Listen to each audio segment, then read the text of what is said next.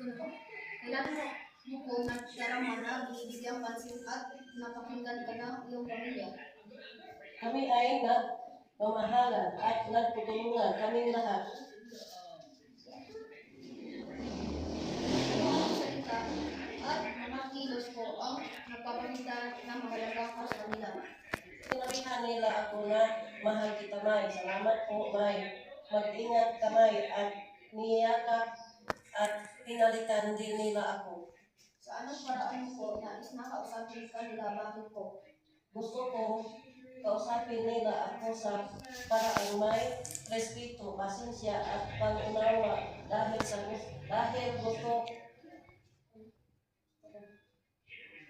ko maramdaman na pinahalagahan nila ang aking opinion.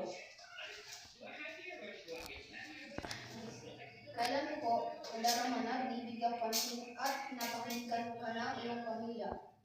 Tuwing nakikinig sila sa akin at tinatanong nila kung kumusta na ang araw ko at kapag hinihingi nila ang aking opinion. Anong mga bagay po ang nais mong gawin kasama ang iyong pamilya? Gusto kong mamasyal, kami magbabakasyon at sabay-sabay kumakain at manonood ng mga pelikula. May nais ka po bang ibahagi sa kanila tungkol sa hamon ng pagtanda? Nais kong bahagi sa kanila ang aking naranasan noong ako'y bata pa, at nais ko din ibahagi sa kanila na ang pagtanda ay may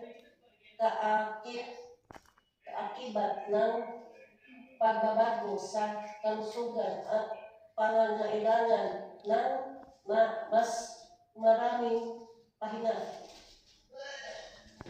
Sa paanong paraan na po nila matutulungan upang maging kabahagi ng usapan at gawain sa loob ng tahanan?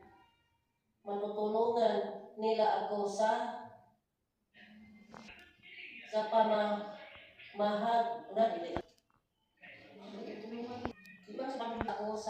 pamamagitan ng pagbibigay sa akin ng mga gawaing bahay na kaya kong gawin. Anong mga paraan po ang ibig mo na suportahan kanila sa iyong kalusugan at ang araw-araw na pangangailangan? Tutulungan din nila ako sa iba-ibang gawaing bahay at aalagaan din nila ako kung ako ay may karamdaman at bibigyan nila ako ng masustansyang mga pagkain. May mga maling akala po ba sila na nais mong baguhin tungkol sa pagtanda? Opo, nais kong baguhin ang maling akala nila na ang pagtanda ay nangangailangan ng kawalan at pagiging pabigat.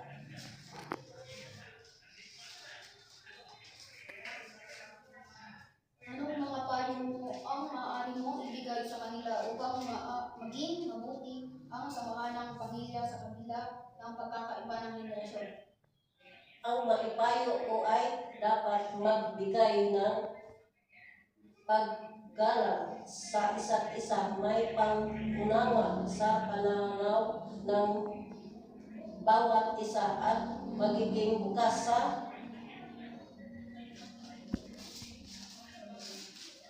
pagbabago. May karagdagan ka po ba gustong sabihin sa mga nakakabatang kasapi ng pamilya tungkol sa kung paano mo po natatuloy kanila? Opo, nais kong pakinggan nila ako ng may paggalang.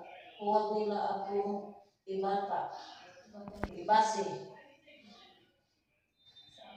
sa aking edad at pahalagahan nila ang aking mga salita, kaalaman at karanasan.